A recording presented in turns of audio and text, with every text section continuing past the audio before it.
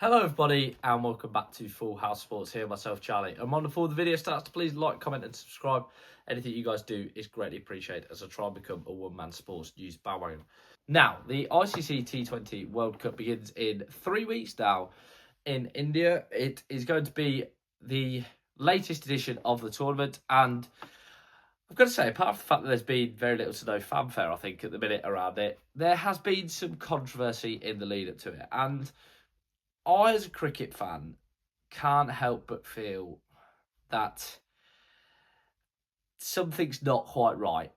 Now, I'm not interested in getting into politics. I'm not really interested to get into the whole situation with India and Bangladesh because I understand tensions are very high. And for an outsider like myself to comment on it is insensitive, I think, because there's people, there's feelings, there's religions involved, and that's not for me to discuss. What I am here to discuss, however, is the ICC's approach to this and what the ICC, as a sporting governing body, are doing about this. Because Bangladesh have asked for their games, to be played outside of India, as their players do not feel safe. Now, regardless of how you want to spin this, if you want to spin it as whatever, and there is narratives developing around Bangladesh and around India, and of course, like I say, they're two very passionate groups of people. But this is a precedent that has been set. People seem to be forgetting or have short memories. Certainly the ICC does. India have literally done this. They've literally done this with the Champions Trophy last year, where they stated they didn't feel safe to play in Pakistan. So the ICC said, that's no problem, you can play all your games in the UAE. That's absolutely fine. Now, like I say, now they're turning around to the Bangladesh team and the Bangladesh Cricket Board and saying, you're not allowed to do that. You can't do that. You've got a choice now. You either come or you forfeit. You forfeit your place in the tournament. You're going to forfeit all your games. Where's the line here?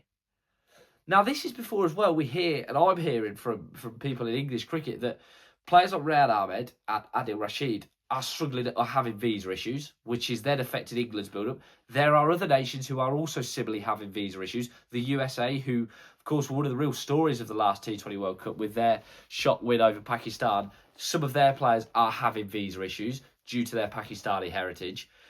This is a tournament that feels like it's being used for leverage. This is a tournament that feels like it's being used politically as well as a cricketing event. And I think there's no doubt about it that the ICC are far too influenced by the BCCI.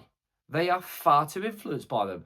And I understand that, listen, sport's a money game, and unfortunately it's all about the money, but India is the cricketing money pot. I understand that, and I understand you don't want to mess with your golden goose.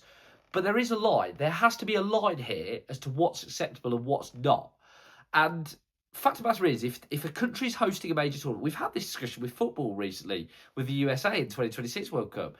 If a country is hosting a major tournament, whether that be a World Cup or an Olympics or anything else they're hosting, they need to be transparent, and they cannot allow their political biases and political feelings to get in the way of that. Or it's not. It's a major tournament with a massive asterisk next to it, in my opinion. I hope this situation with Bangladesh is resolved.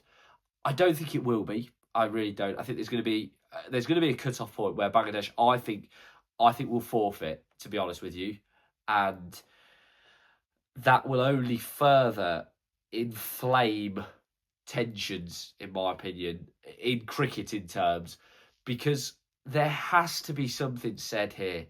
Surely, I know, well, we've seen England just sell a lot of their domestic franchise competition to India, but there has to be something said here, because this influence is, in some ways, positive, like I've said to you already, because I've said on pre videos about the 100. Listen, these owners have got the money, these people got the money, they're invested in a sport I love. I accept that.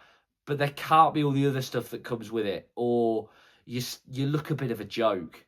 And that, for me, is the worry, because, you know, for countries like the USA, we're trying to grow cricket, and they're going to look and say, well, they're not letting half our team in.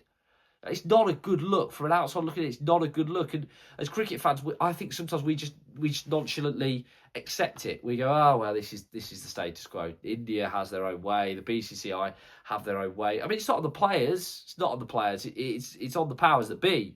You know, the BCCI have their own way, and what can you do? Because they earn the most. The RPL is a brilliant league, and you know they're selling everything out, so we can't really do anything about it. No, there needs to be something done about this. If they're not fit for purpose, don't let them host the tournament. Say to them beforehand, look, you're going to host the tournament, but can we get some guarantees? Because it's affecting teams' preparations.